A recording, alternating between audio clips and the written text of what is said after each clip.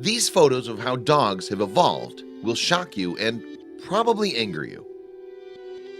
Selective breeding of dogs was started in order to bring out favorable characteristics and to breed out undesirable ones.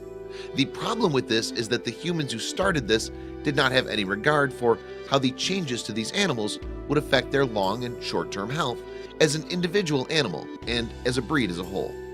Today, more and more emphasis is being put on non-selective breeding and not promoting the breeding of pure breeds. The photos that follow show how dogs have changed and the effect that selective breeding can have on animals in just 100 years. Pugs. One of the most desirable traits about a modern pug is its double curled tail. This is actually a genetic defect, and if severe enough, it can actually lead to paralysis. Pugs did not originally have the double curved tail.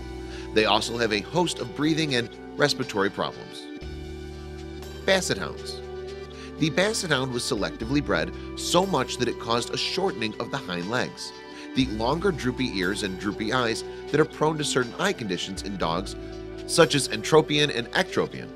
The Basset Hound also now has an excessive amount of skin for its body. German Shepherds.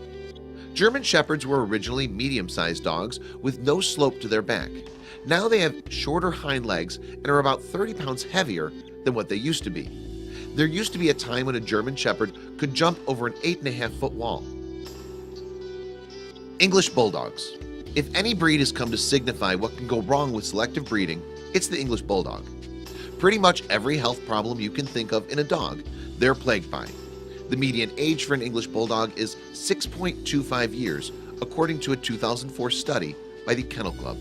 Their sheer mass alone makes mating and birthing almost impossible without medical intervention. Dachshunds. Dachshunds' body have been elongated, which gives them the highest odds of any dog to develop intervertebral disc disease. Their legs have been shortened so much that there's barely any clearance between them and the ground anymore. Bull Terriers. Bull Terriers have changed dramatically in 100 years. Selective breeding has caused them to have teeth problems, skin allergies, as well as compulsive tail chasing, not to mention the deformed skull. Doberman Pinscher. Dobermans are very prone to something called cardiomyopathy, which is an enlarged heart. Another condition that's the result of selective breeding is cervical vertebral instability. This is caused by a malformation of one of the vertebrae in the neck, which can lead to excessive pressure on the spinal cord. This can cause weakness in the back and lack of coordination in the hindquarters.